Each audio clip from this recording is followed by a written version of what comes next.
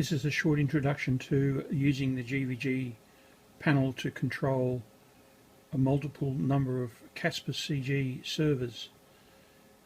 On this system I have 4 or maybe 5, I can't remember, PCs set up as servers, and here's a photo of some of the servers. There's one PC there, another PC there, another PC there, and over here there's a PC with a HDMI out, which is also being used as a CasparCG server. I've got other servers running as well, but I won't be using them in this operation. But with the GVG control panel, we can control up to 10 separate Caspar servers, obviously with separate IP addresses. The CasparCG servers individually can be accessed using the 10 pattern buttons when we're in color 1.2 mode. These buttons don't have any other function in color 1.2 mode, but we use them here to select Caspar servers 1 to 5 on the top row and 6 to 10 on the bottom row. I'm going to be using 1, 2, 3 and 4 at the moment. Currently you can see there's number 4 is flashing. That means I've already initialized that Caspar server, and that just happens to be the Caspar server sitting on the HDMI, wait for focus, on the HDMI input. But I've got 3 more. That's the graphics computer, and that's a PC media player 2, media player 3, basically I'm just going to very quickly just talk about setting them up. So to initialize one, is all we do is that we just pick which one we want to initialize, and we hit the button, and as it wasn't on, it means that we want to do any one of 10 separate setup items that you can do on the Caspar server number 2 that I just selected. So here it's waiting for me to select any one of 10 individual setup items, and those setup items you can read them in the user guide once I upload it, but these are the setup. It is there. Setup mode is you can set the channel that you want that particular Caspar server to output on, and then the layer, then autoplay input. That is if you're going to use the Grass Valley control panel to autoplay a preloaded video in the Caspar server. It needs to know what input on the switcher is going to be, and then of course we enable or disable it so that when you select the Caspar server on the GVG panel, it will play it automatically, but we'll get into that in another video.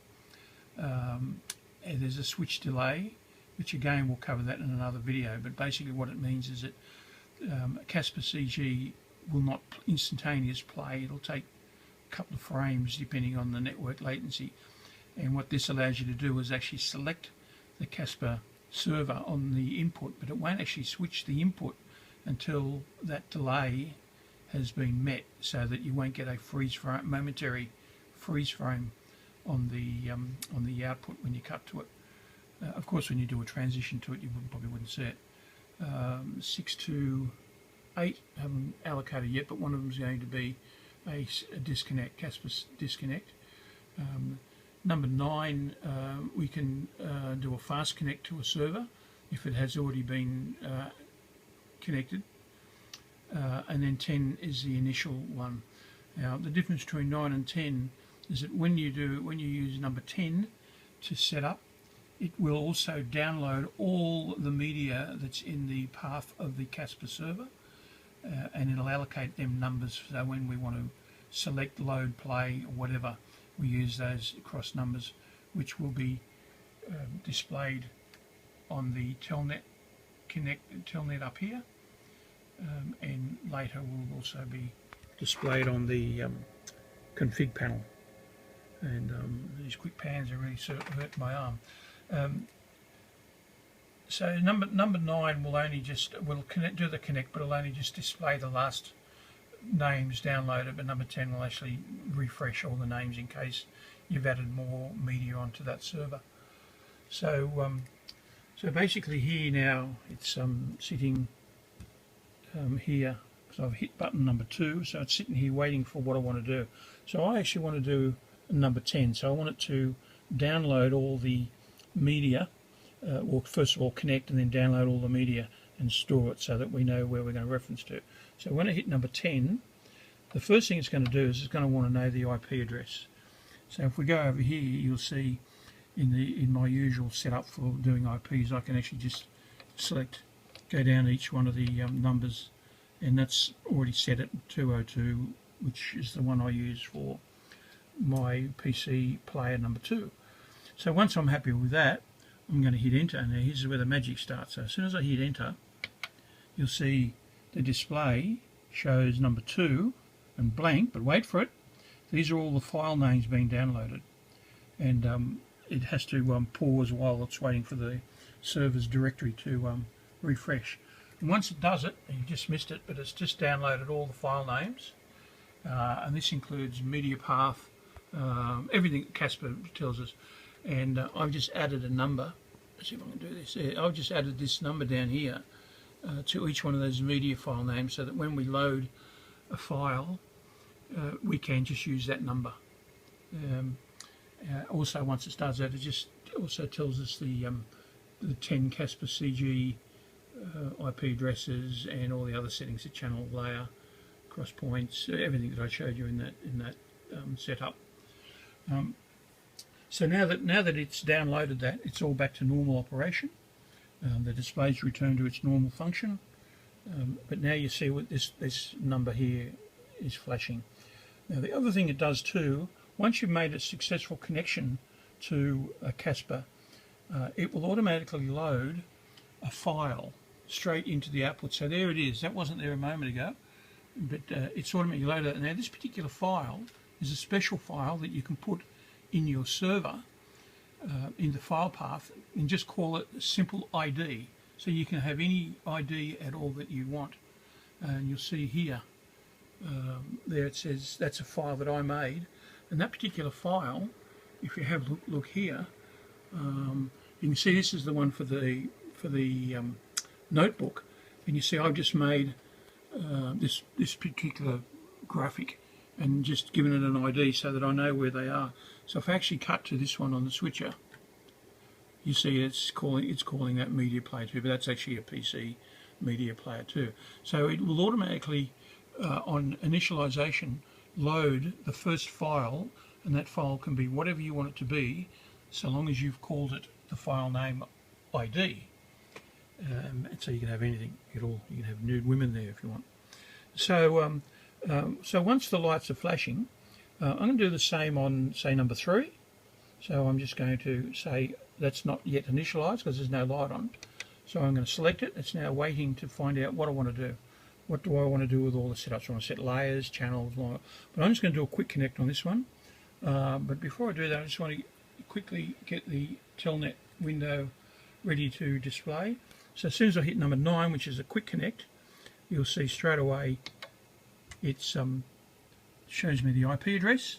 And as soon as I hit enter, it's not going to now download the names, it's going to use the names that were previously. And there you can see it displaying all the names there. And again, and of course you can cut and paste those, put into a text file and use them as a reference, whatever. And for those who don't use Telnet, I'm not quite sure how you do it. I guess you just have to read them off the config panel. Anyhow, that's a good use for the Telnet. So now you can see those 3 lights now flashing. I can now just get the 4th one happening here as well. I'll do the same thing. Just come back here. It'll show me the IP address. You can go in and change the IP address to whatever you want. And that's all there, so I'm happy with that.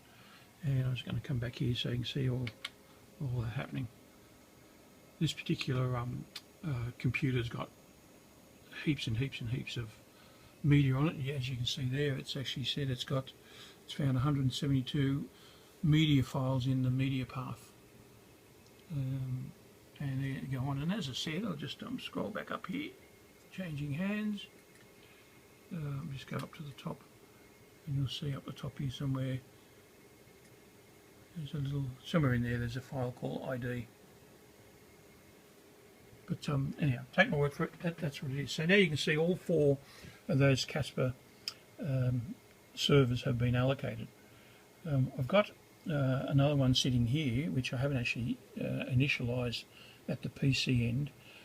So this is what happens if you try and allocate or try and connect to a Caspar that's not yet initialized. So I'm going to just go for the full connect, and then you can see again it's showing us the IP address, which I'm not connected to at the moment. So if I now go and hit enter, you'll see the display is now trying to connect to that IP address. It's trying and trying and trying. It will try for about 30 seconds or less, but generally about 30 seconds. While it's doing this, you can't do anything else on the panel because it's just totally and absolutely dedicated to trying to connect to this IP address. And you'll also notice the telnet will tell you what it's trying to do. And we'll just do some thinking music here for a moment, and there you go, it's finished and it's gone back to normal operation. It hasn't flashed the number 5 LED, and it's come up and told me that it's failed. It says it failed. So that's a warning for you to make sure your Caspar servers are running prior to connection, or you'll be sitting there for 30 seconds waiting for it to try and connect. If at any time you, while it's trying to connect, you start it up, it will connect. So it's just waiting to pinging, waiting to get an answer back. So anyhow, I'm going to wrap this up very quickly. So once you've got all of them up and flashing here, there's a few things you can do. I'm going to go to, say, media player, or this number 2 button, and as you can incidentally see, you see they've all got their own individual screens up there now, and each one of those, I'm just going to switch across them here so you can actually see the name. So there's the notebook, and there's the graphics computer, and there's the PC media player 2. This PC Media Player 3, you can just see the number change there as I do that. So there you can see they've all been initialised and they've all got their images up there. And so I'm just saying I'm going to go to number 2. Oh, graphics one, that'll do, that's a good one. And now what I'm going to do is that I'm going to show you one of the functions. All these, all 10 buttons can then do different operational functions because we're now in operational mode. So I'm going to select button number 2, which has already been allocated. And you'll see again they're all flashing. They're flashing differently this time, waiting for me to select which particular function I want that CasparCG to do. And you can see over here it's saying that we've selected number 2, and this is the file number. So if I want to load a file, this is where we enter the file number. But at this stage, what I want to do is I just want to look at the file names because I've forgotten what number file I want. So if I hit button number 3, that will then, let's come back out here, that will then show, wait for the exposure, that will show me all the file names. Now I've got a file here called St Albans, which is a pretty little video I shot in an area outside of Sydney here in Australia. And that says that is number 9.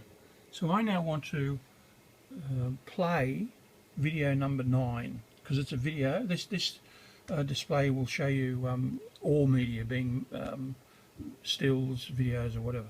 So now it's sitting here, and I want to now go into play mode. That's load, so you're ready for play, and this is actually just play. So if I'm going to hit that button, I'm going to hit select media player number 2, which is graphics, and here it is up here. I'm going to go to add full screen. This is very awkward with all these hands and buttons and that. So it's now waiting for me to enter what function I want. Well, I want it to play. So I'm going to hit button number 2, which is play. And now over here, I'm just going to select, I forgot what number I wanted, number 9 it was.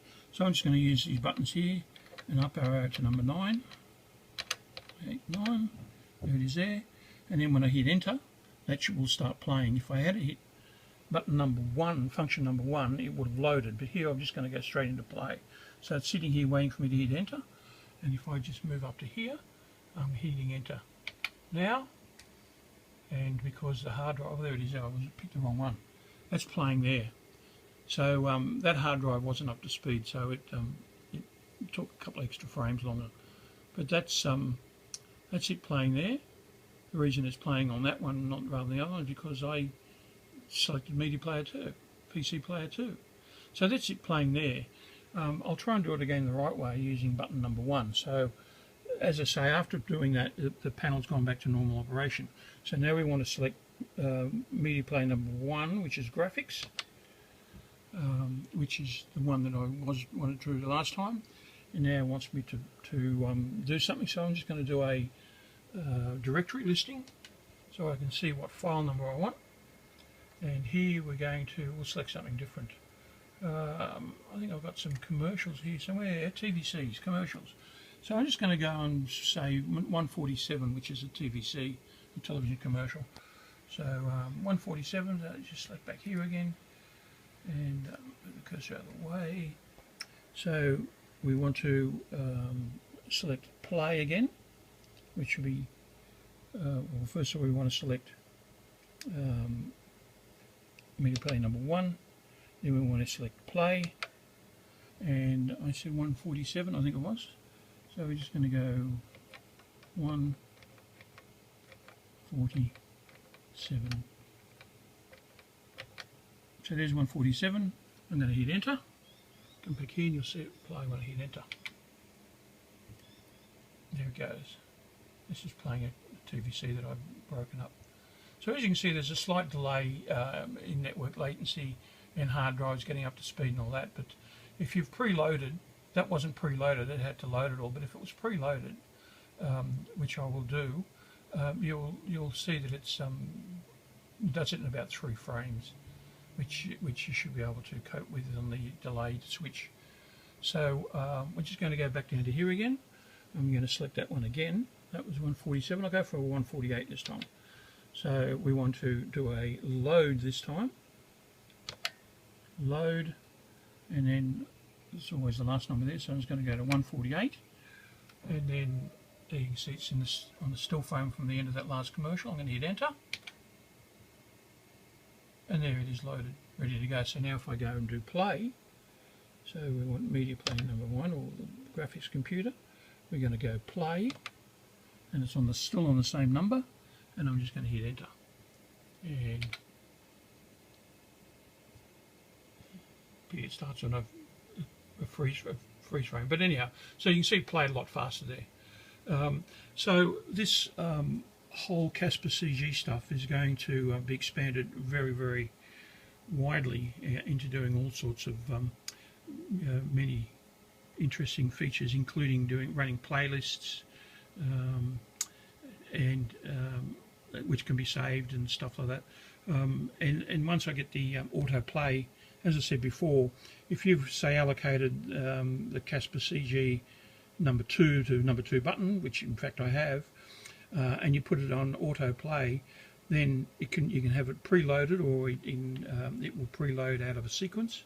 And then if you want to then play and cut to it, you will hit the button. It will play it, but it'll actually delay the cut until the play has got up to speed, which is all determined by the what you set up in the presets and that. So that's just the first 2 little front end stages of CasparCG control, and there's a big watch of it all happening up there.